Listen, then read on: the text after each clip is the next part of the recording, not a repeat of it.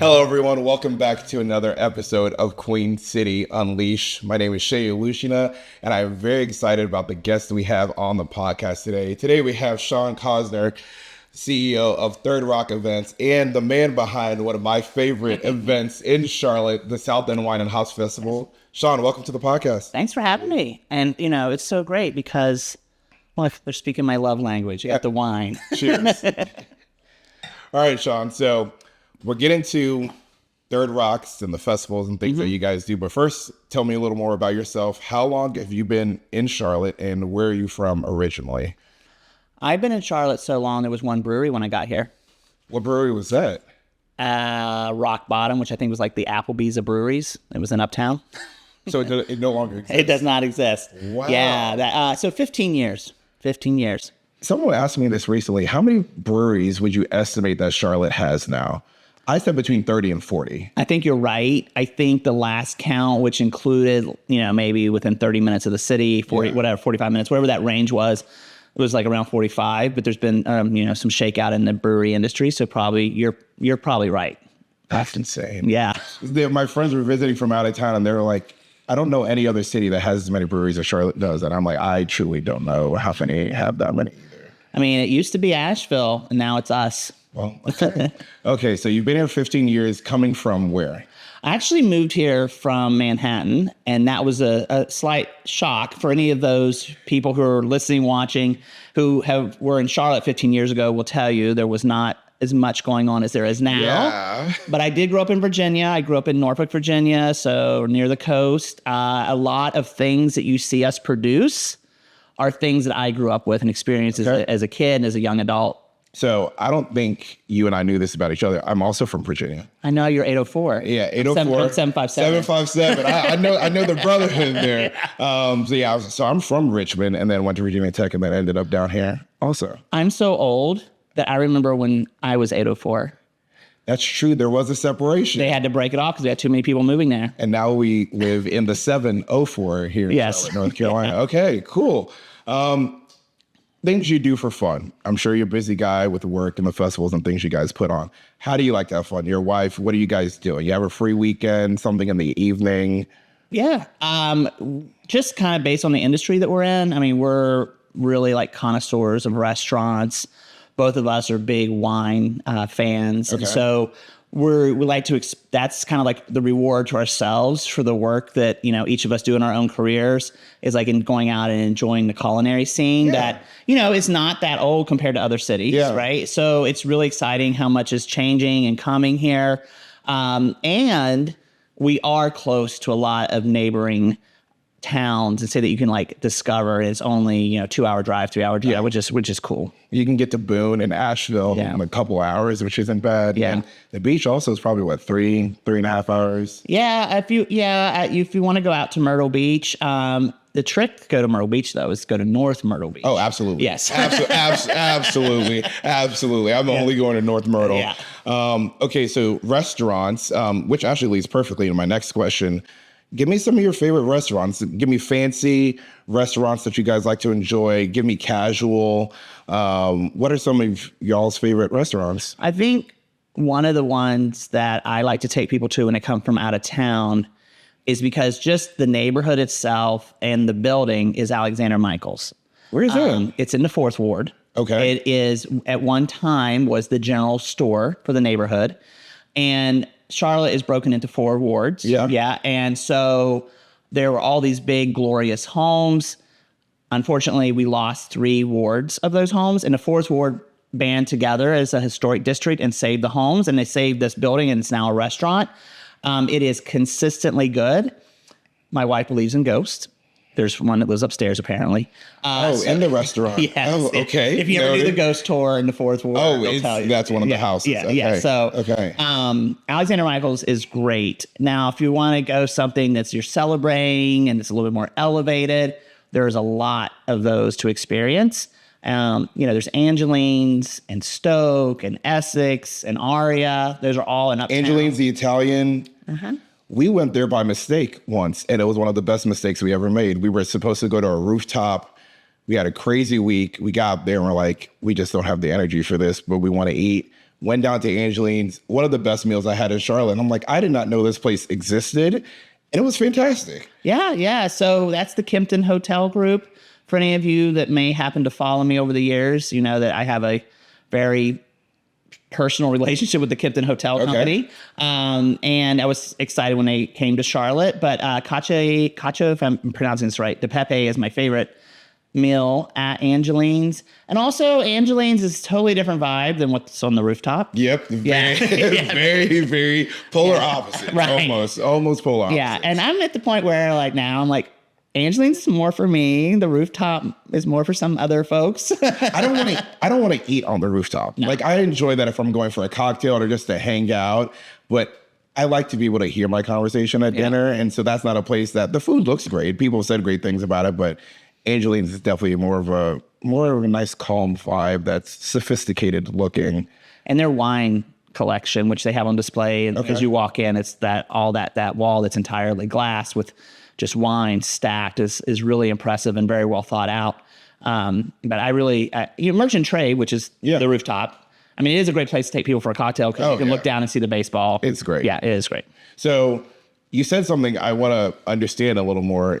The Kimpton Hotel Group. Mm-hmm. Can you tell us more about this relationship you have or who they are? Yeah. So in a previous career, I had a corporate job where I traveled all the time, and I discovered the Kimpton Hotel Group. At the time, they were privately owned. It was just, they had like 75 properties across the U.S. Bill Kimpton founded them many years ago. Okay. And they really were successful in the boutique space before everybody else had boutique brands. Okay. And I actually had the honor of being the first customer ever to stay at every Kimpton. So there was a big celebration. They put me in their new hire video, and I got to know some of the founding members of Kimpton and the CEO. You know, of course, like anything that's great, like Virgin Air, unfortunately got bought by Alaskan Air. Kimpton Hotels was also absorbed by somebody else who wanted them. They're still great. They're still lovely. But when it was just the Kimpton family, like something special about it. Well, too, when you would tweet, you knew that someone at the office in San Francisco who actually knows you was answering that tweet. Tweeting back, yeah. It wasn't going through an agency. Yeah, that's cool though. It was really cool. So they're the ones who had started, I guess, got a restaurant chain, if you will, and that's Angeline's. Yeah, their idea was their hotels should be cool enough and great enough that locals hang out at. Okay. So, you know, back during in the like 80s, 90s, whatever, Marriott had a very standard sports bar in every Marriott. Right. I mean, no one really went there. Like you and your friends weren't going to go hang out at the Marriott. But Kimpton was really leaned into their culinary experiences, and they wanted the locals to hang out. And every restaurant's different in every city. Yeah. Even when they have multiple properties in the same city, they're different. And they do a really good job of hiring local and talented chefs. Okay. Mm-hmm. All right. So we talked about your fancier. Do you have restaurants? Let's go outside uptown area. What are some restaurants you like to hit? The Mad Greek. Where is that? Yeah. So way Loso. So past Loso. Way Loso. Oh, okay.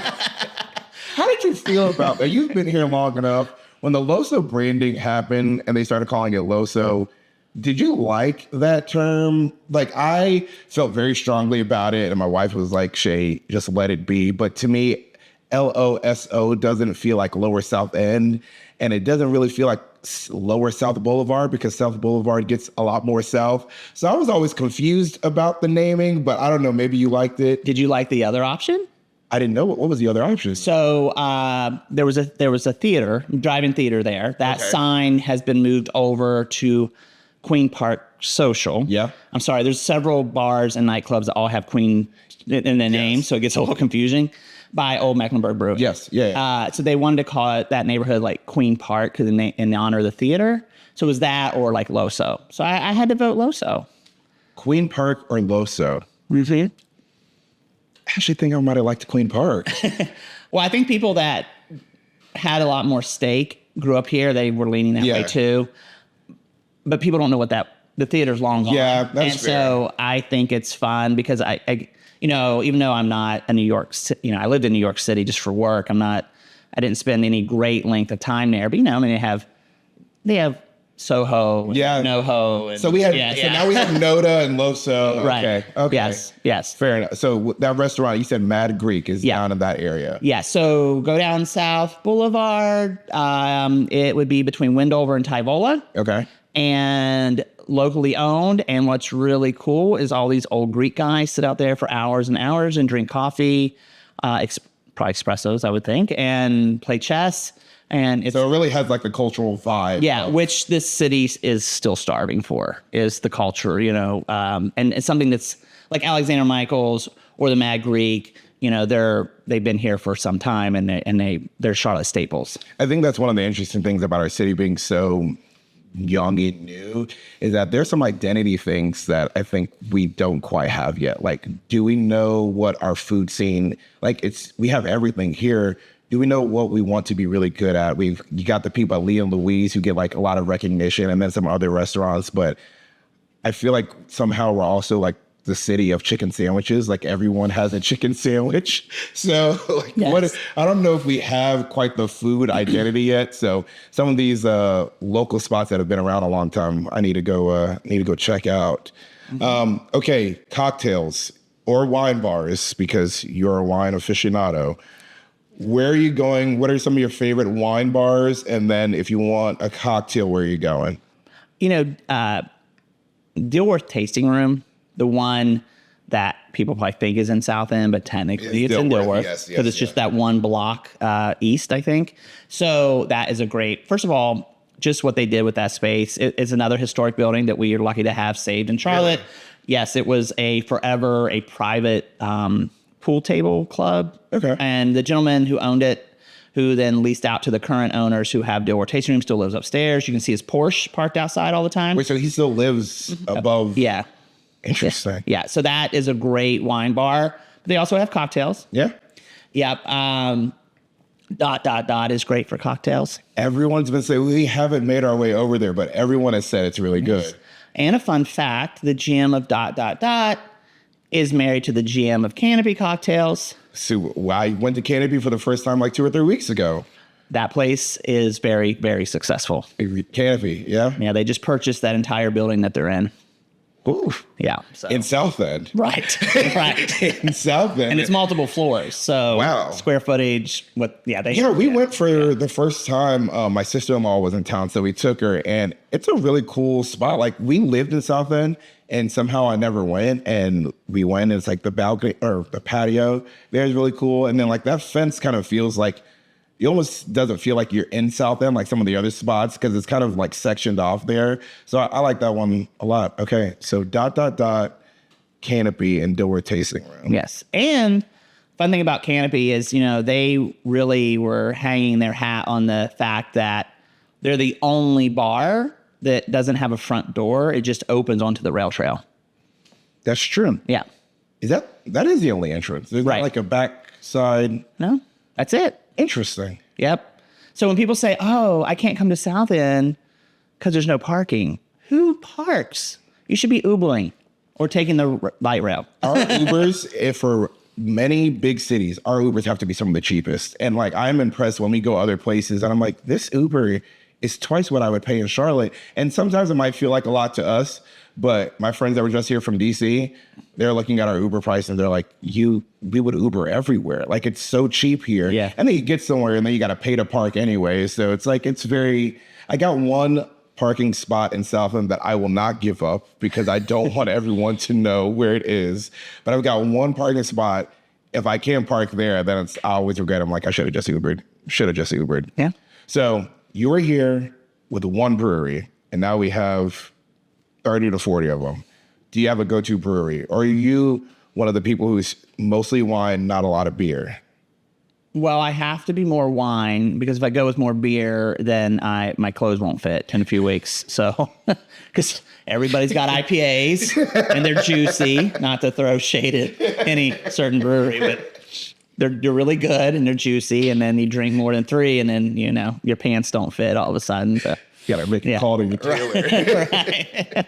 So wine's slightly a little bit. Okay, yeah. Fair enough. But if you have to go to a brewery, which one? I think right now with and this is just like how anything goes, whether it's outfits and hairstyles or whatever, things cycle, they're popular, they go through. And I think a lot of the breweries right now have really transitioned into restaurants, and they have full cocktail bars and full food. So now it's like when you think of a brewery like Suffolk Punch or Legion, you think about the food too. Yeah.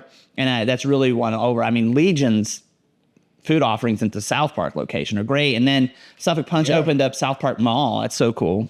The Suffolk, speaking of chicken sandwiches earlier, Suffolk has one of my top 3 chicken sandwiches in the city. Like, and the first time I went, I just didn't want to bother looking at the menu. And I'm like, I'll go chicken sandwich, hard to mess it up. And I took the first bite and I was like, wait a minute, this is a very, very good chicken sandwich. So yeah, a lot of breweries, I guess, even now Sycamore with their new building, they have like a limited menu, but they have a menu now for food. So, okay. Have you been to Bossy Beulah's for the chicken sandwich? Yes. Oh gosh. Yeah, they're around the corner from us. I walk in and the general manager there, he like sees me. They were at the wine and beer festival. Yeah. And someone was trying to get me to come to the table. They're like, come spin the wheel. And he and I made eye contact and laughed. And he just looks at her. He goes, he's a regular. He already comes all the time. And I'm like, yeah, that's another good one. That's a good one. I'm trying. There was someone else that had a really good. I can't remember which restaurant it is in Optimus Hall. It might be Boxcar Betty's. Is that the one that has chicken sandwiches there? I'm not sure. No, there is a Boxcar Betty. I think they also have a good chicken sandwich that I enjoy.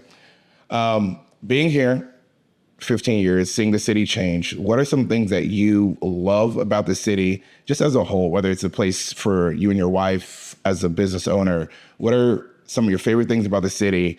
And then what is like maybe one thing that you wish the city could figure out or be better at? I think I'll start the second one first. Oh, okay. So we're lucky enough that we work in other cities, and other municipalities, and we get to see like how other cities support small business, how other cities award grants, or how other cities lift up small business owners. And Charlotte has a lot to learn about how to do that.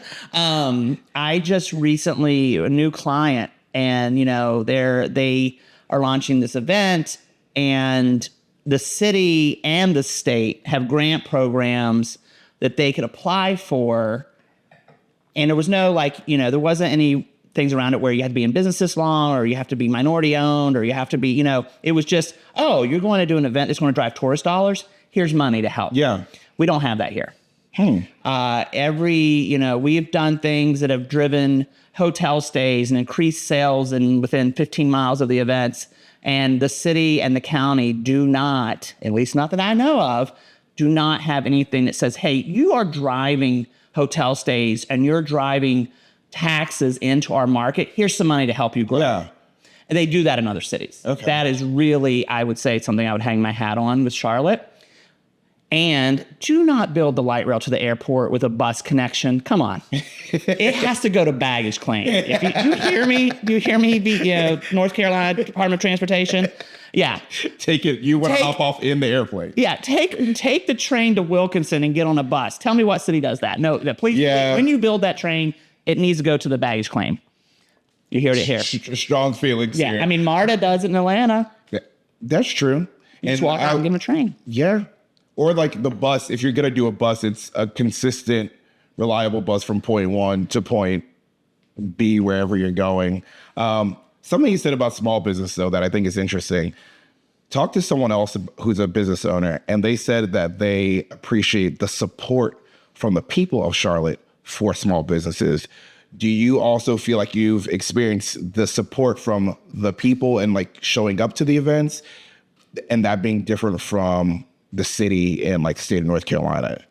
I think the small business community, the owners have to stick together because we don't have the support. Right. Manolo, who I respect, who owns Manolo's Bakery, he just made a post recently about how the county doesn't support small business and it needs to do better. And if anyone knows, Manolo is the voice for that reason. He's very politically involved and very successful business owner. Manolo's Bakery, also check that out. Okay. So we are, I wouldn't say forced, but by necessity to survive and keep our mental health and to stick together, this business community knows each other. So that is nice about Charlotte. And we all are up against the exact same. We have the same success hurdles, but we have the same successes, but we also have the same hurdles. Yeah. And so the community, one of the things you were asking me too about what do I like about Charlotte, because it didn't have a lot of programming. So I grew up. There was a kids festival. There was multiple wine festivals, food festivals, and I got to Charlotte 15 years ago, and there was one wine festival, and it was at the mall. So like the opportunity for my business was there. Yeah. Because I could say, hey, we got all these opportunities that we see in other cities. We just had to find clients for them, which we did, and now we have all this programming that didn't exist 15 years ago. Yeah, I mean, I feel like especially once we get to March, at least every weekend, there's some group putting on some event in Charlotte, which is great that like when we're here, we're not traveling, we're like, hey, well, what do we want to do? My first thing is like, who's posted about a festival or an event or something that we can do? And you've been a part of kind of bringing that here. So I appreciate your hard work in giving us things to do Thank you. On the weekend. How would you describe Charlotte to people outside of the city? Like not from here, you're traveling for work. How would you describe Charlotte? What would you say the identity, like who is Charlotte? I think all of us who live here are still trying to figure that out. I think from people that are born here, yes, they do exist. They sell those buttons at Paper Skyscraper. I'm from Charlotte. I do exist. Oh, they're like unicorns. Right. To the city government, to tourism. Over the years, we've tried like, we're the home of barbecue, or we're the home of NASCAR, we're the banking city. And all of that has changed. Yeah. So it is a great place because now culture is coming. We have multiple arts festivals, which we didn't have. We have a music festival that just happened. Yes. Maybe Taylor Swift next year. We'll see. I think we probably need another year or two figuring out that music festival before Taylor Swift is coming. Where is the company's name? It's like Southern Music Productions. If you're listening, that's Taylor Swift. Please book her. So that's great. All of that is great, and it moves us forward. So I think when people think about Charlotte, like it is convenient. We have our airport is under construction, but it's becoming better and better. Our transit system is expanding. Transit takes time. So it is expanding. And you can, like we mentioned earlier, get to other places. So if you, from an entrepreneur perspective, there is a lot of opportunity here. My wife's like, I want to live in New York City.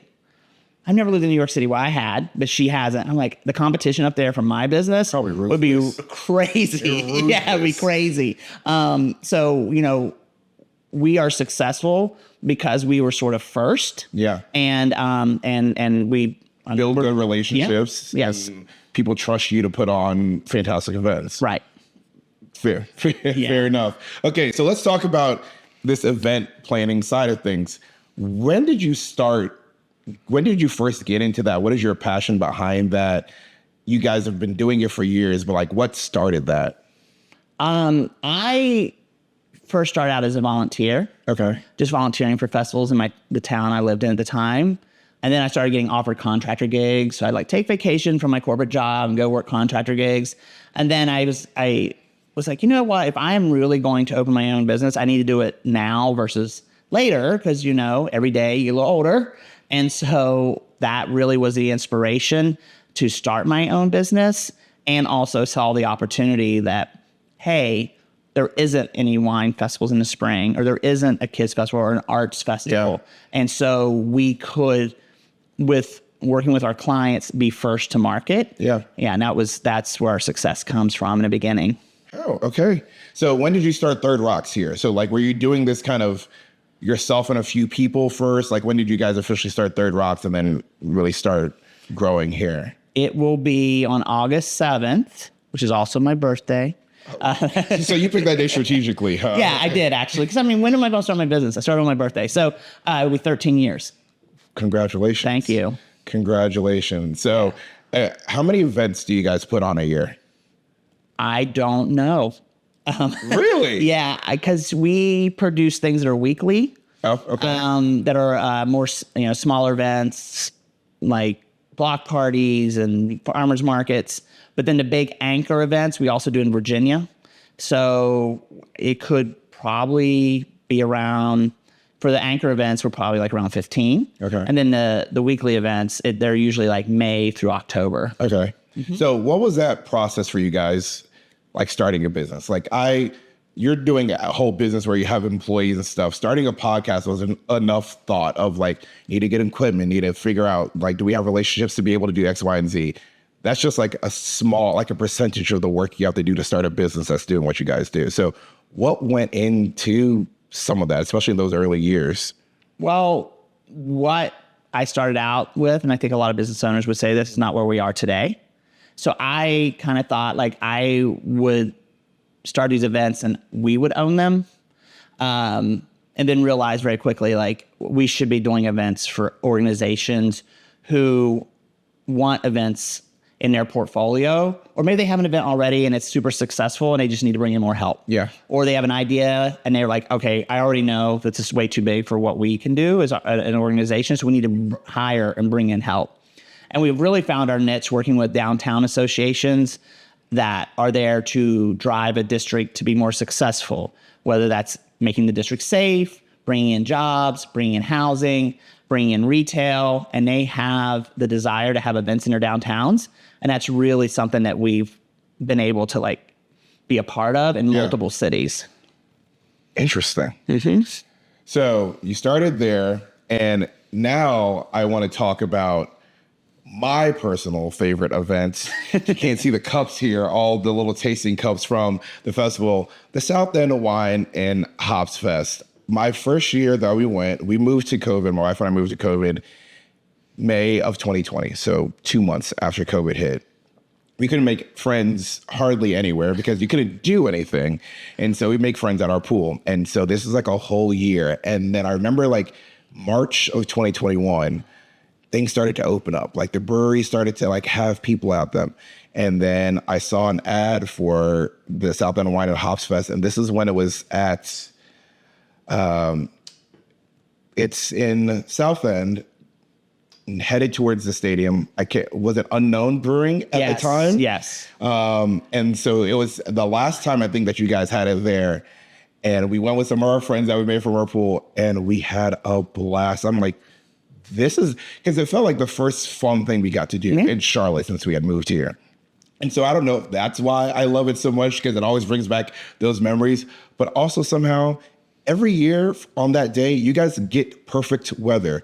And I mean, it's never like, at least I think I've been 6 times. Don't jinx me. I don't think I can at this point. I don't think I can, because 6 times we've been never too hot, never too cold, always just perfect. And I'm like, I don't know what you guys are doing or who you're writing to in the sky to make sure, but it's always such a good event. So please talk about that, how you guys got that one started. I know you talked about there is one at the mall. You guys could come into this market and start one, but talk about how successful that event has been for you guys. That is a monster brand. I mean, that brand is well known. People gotten engaged there. Planned engagements. Yeah. The people know that brand. We are lucky that we have that. So started out, South End Hops was in the spring. Okay. South End Wine was in the fall. Okay. And as people's taste buds change, and as the industry changes for beverage, beer, there wasn't 40 breweries when South End Hops Fest existed. So once there was all this brewery boom, beer festivals weren't as exciting because you could do it every weekend. Yeah, you go to a brewery. Right. Well, I mean, but it was $35 unlimited beer. You can't go to every brewery for $35. But it wasn't enough to entice people. Yeah. So South End Wine kept selling out. And we'd have a wait, people trying to sneak in. And so we're like, why don't we just listen to what the market wants? Listen to what the community wants. They want wine. So we just combined the names. And that happened during the COVID times. And now we have spring South End Wine and Hops and fall South End Wine and Hops. And of course, this year we really stepped it up with cocktails. Because everybody wants cocktails now. Well, I think that was last year's. I think it was an event you guys did in the fall last year. Was the first time that we had cocktails. Yes, we had a few. And really for spring, really amped it up. Thanks to one of the liquor sponsors, Aperol, really brought in a lot of their brands, which I think is Campari is the parent company, and we are very aware of how we program that event because we know how much everybody loves it. So the bartenders, mixologists who were there were from places that you know. Yeah. So Vinyl was there, and people love that place. And so, when you went up, you saw Yunta Nikki and what's another Yunta have the corn. Yeah. They have the snack corn before your food even comes out. We had it at the festival. I told my wife, I'm like, go get you a handful of that stuff. I was like, it's fantastic. And then we went and checked them out after that. Yeah, that's good. Did you hear that? They came to your restaurant after? So really being intentional and respecting how much people love that event. And every year we really try to outdo the previous. And this was year 10. So we really added a lot of cool things that people were like, this is the best one yet. And it won Festival of the Year again. So for the record, he said again, and I want to give some context from my own research preparing for this, that one of those festivals, either the hops or the wine, and then a combination of the both, has won the best festival of the year from Charlotte Magazine since 2016. Yeah. Like every single year. Yeah. So back in 2016, they kind of had it separated out. It was like best wine event, best beer fest, best festival. There were like 3 categories. And they themselves have kind of moved that around. So we have won best wine event, best beer fest. And then it was like they combined it. And now it's just best festival.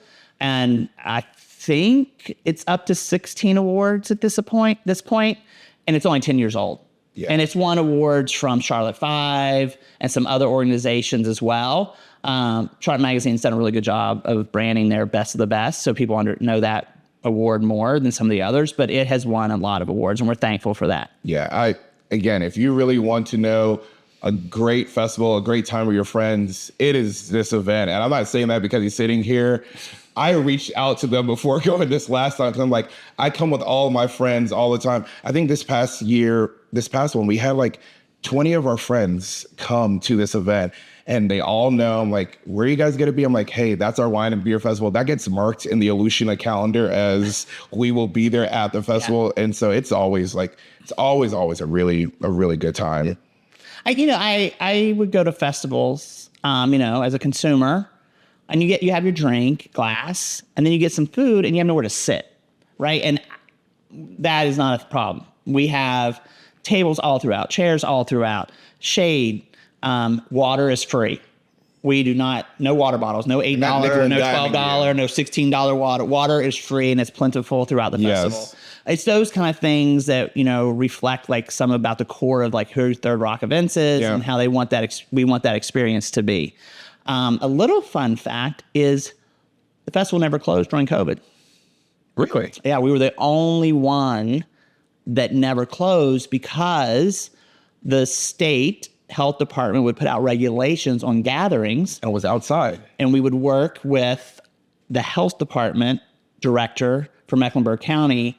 And so in 2020, the festival was outside, which you still could not gather for a wedding outside. But if you had a sit-down festival.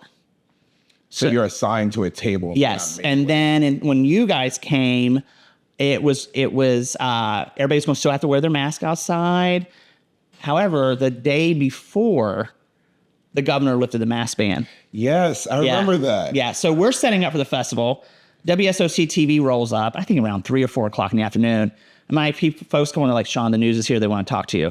Which, people think it's going to be bad. It's usually not. They usually are coming to ask you some good questions. But you never know.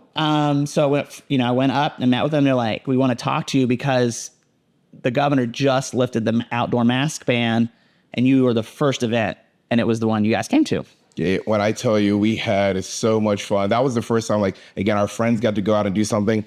There was also, I think there were a vendor that brought this product, but it was like a malt liquor hard coffee.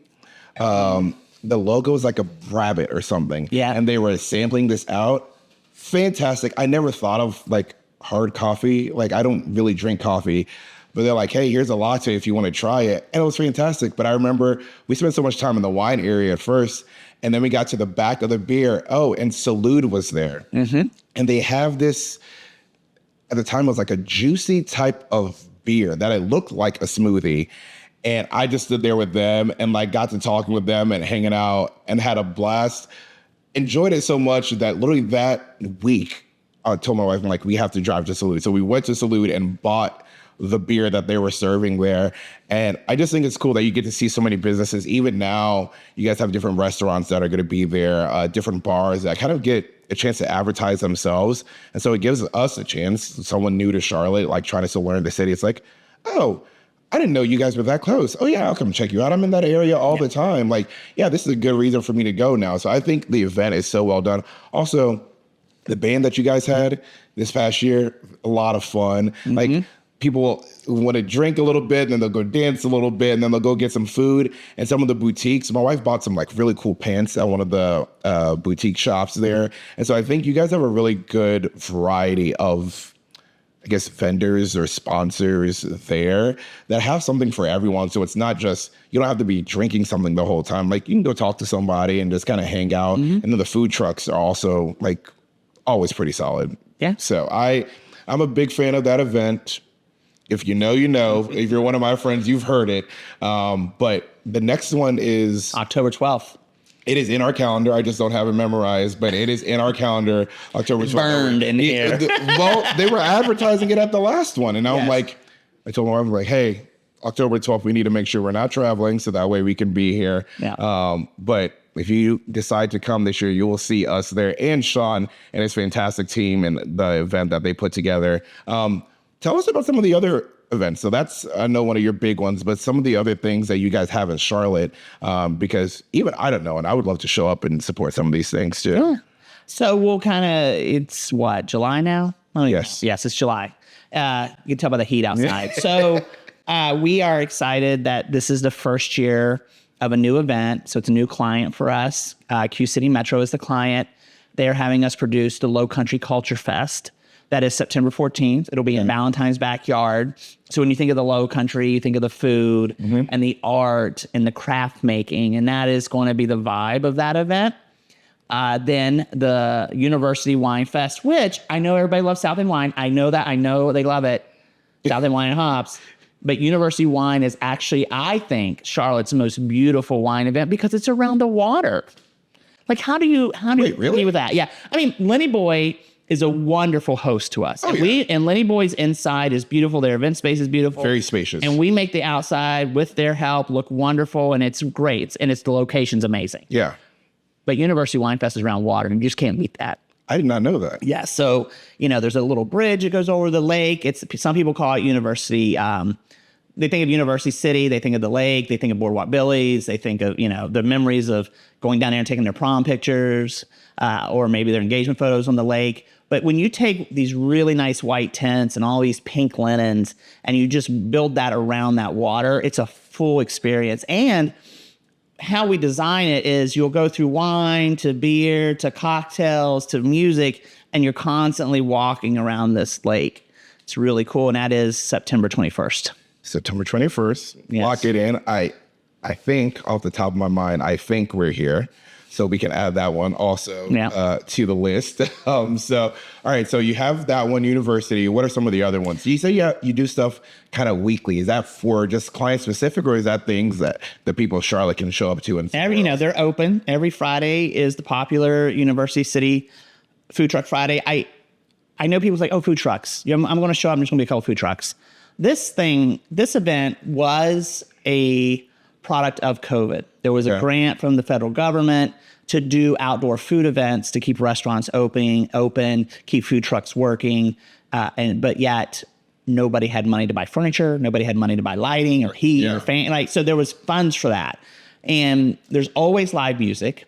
There's always food trucks. It's an Armored Cow Brewing, and there's always vendors there selling, local crafters. So I make jewelry, I make candles, I make desserts, and they're a part of that. That's every Friday.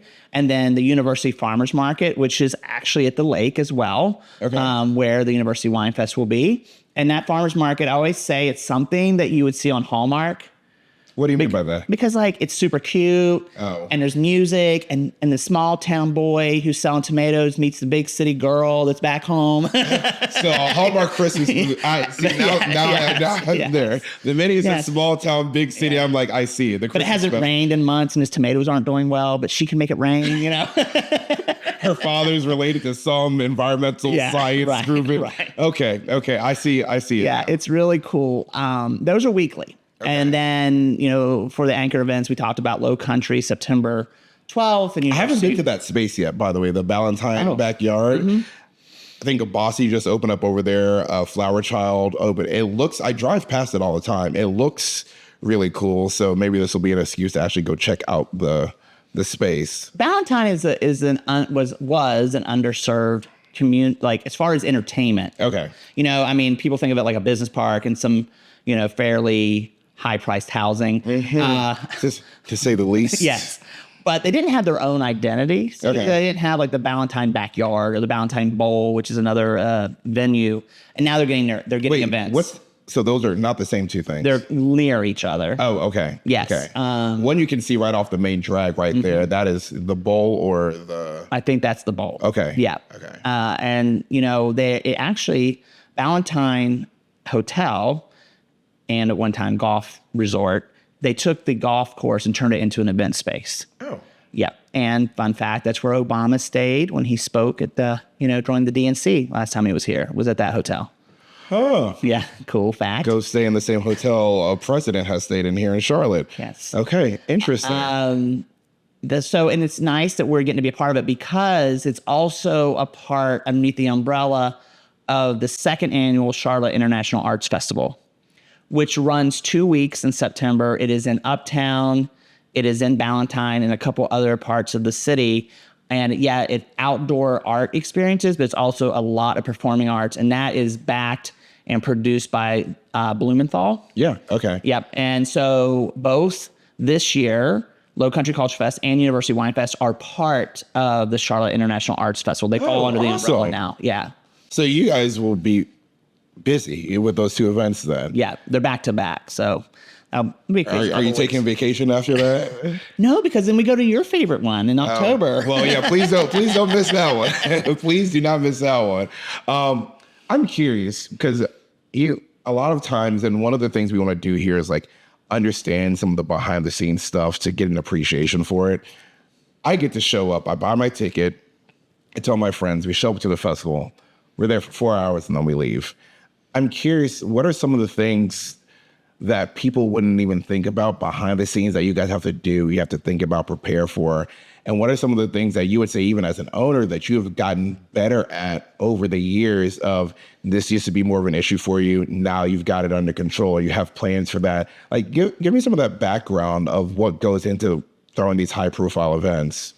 Yeah, so you show up on October 12th. We never stop working on that event. Like, really? Yeah, so we have 2025 dates, tentative dates for 2026.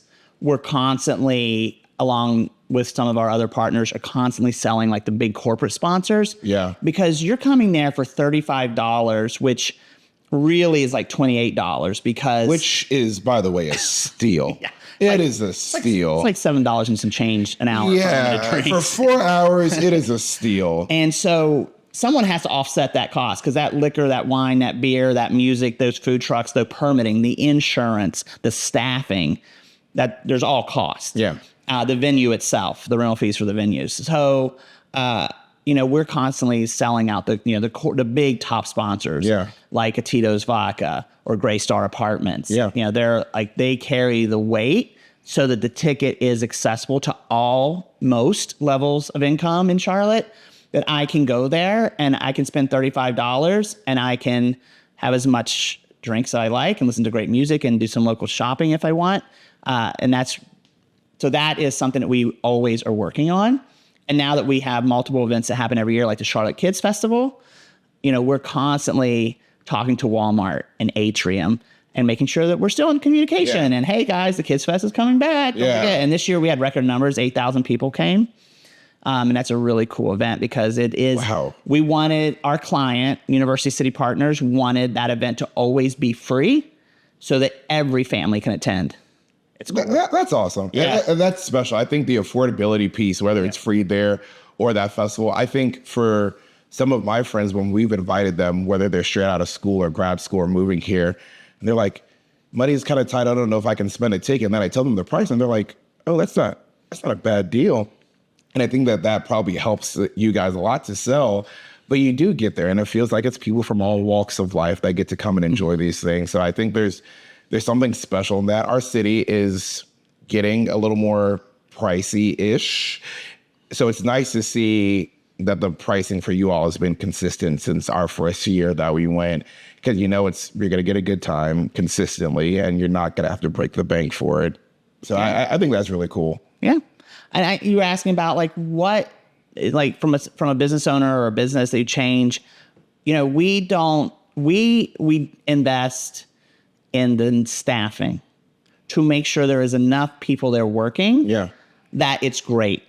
You should not wait in the ticket line very long. It's always and you should always have a place to sit, and there should always be free water, and all of that takes staff. So, Third Rock Events is lucky enough to have a really great team, and I put a lot of effort into making sure that we have the staff to support the events, and that we want everyone to keep coming back. Yeah. Right. So we've all been to that music festival where we stood outside forever, and there's one guy checking IDs.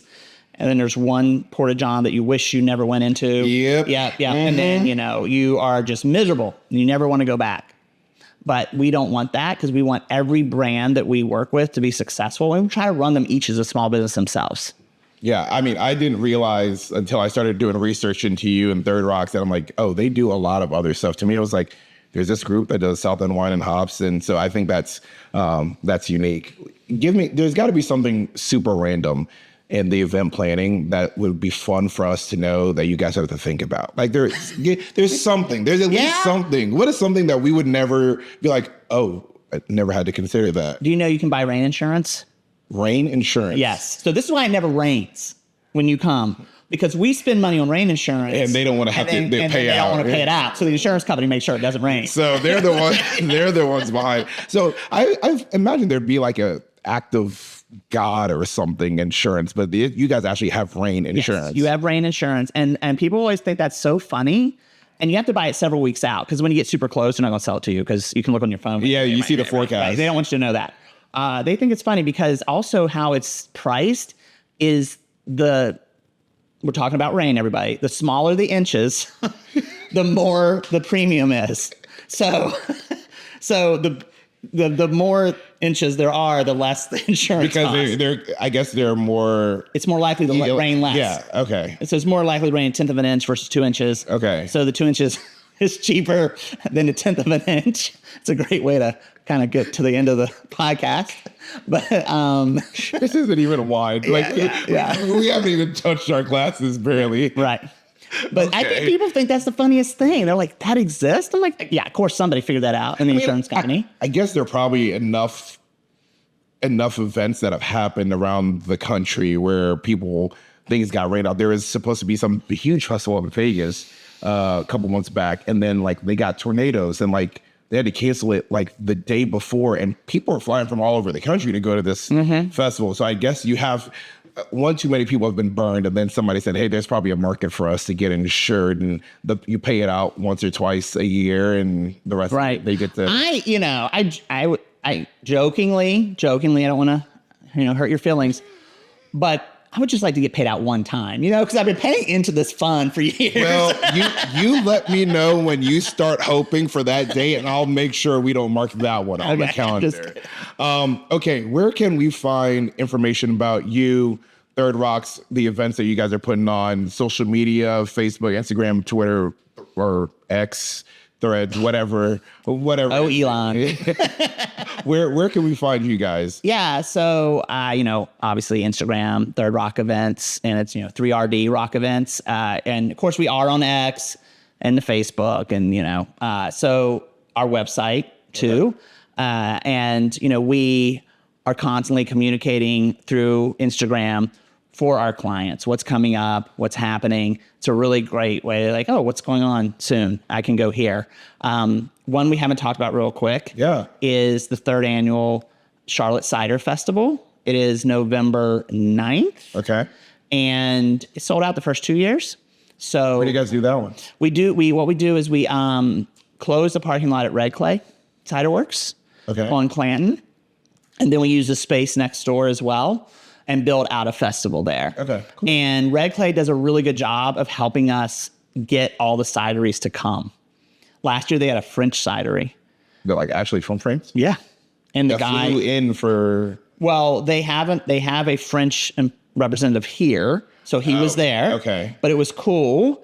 And then, of course, they had all the cideries from the various neighboring towns. But speaking of flying in, your first South End Wine and Hops you came to, Gilda 1546, which is the year that brewery opened in Germany, opened its first ever U.S. location in Charlotte. Is that the one in Loso? It's in Loso. Yeah. Yes. They were a sponsor that year. Their CEO flew from Germany and was in the tent pouring beer. So no cool. way. Yeah. And I have a friend, Dave. He's, all about Gilda, the 1546 that was founded. And he's like, the CEO is here. Oh my gosh. So that was really cool. Flew in for that event. And you said cideries. Forgive my ignorance. Do we have a lot of cideries here? Like in Charlotte? We have one, but it's really, really good. Who is that? Red Clay Cider Works. Okay. And it's also in Loso, right? So it's near Gilda. And my favorite side, I have two. I have one they always have, it's like blackberry. Okay. But in Father's Day, they do a bourbon cider for Father's Day, and it is excellent. So you're a bourbon guy also? Yes, I'm a bourbon person. Red wine and bourbon. This is going to be a whole conversation. We can't do this here on the podcast because that's going to be a whole thing afterwards. Yeah. But okay, so you've got a cider fest coming up. You've got University City. You got South End Wine and Hops. You got the one in the Bowl. Yeah, the Low Country Culture Fest. Low Country Culture Fest. Okay. Just, shrimp and grits and barbecue drinks and music. Okay. It's going to be great. Okay. All right. Well, so we're going to get all those dates so that way everyone knows. But seriously, guys, go check them out. Third Rock Events and then South End Wine and Hops Fest, that page. I also love how vibrant that Instagram page is that you guys have there because it's always a really good time. Shawn, thank you so much for being a guest on the podcast. Fun fact for those who did not know, before the podcast actually got started, Shawn was one of the first people I told about it and invited him on. And he said, sure, why not? And never knew what was going to happen. And here he is today. So, Shawn, I really appreciate having you here. This has been a lot of fun. Thank you. Thank you for a great glass of wine. Yes. For the rest of you, thank you so much for tuning in. We'll see you on our next episode. Queen City out.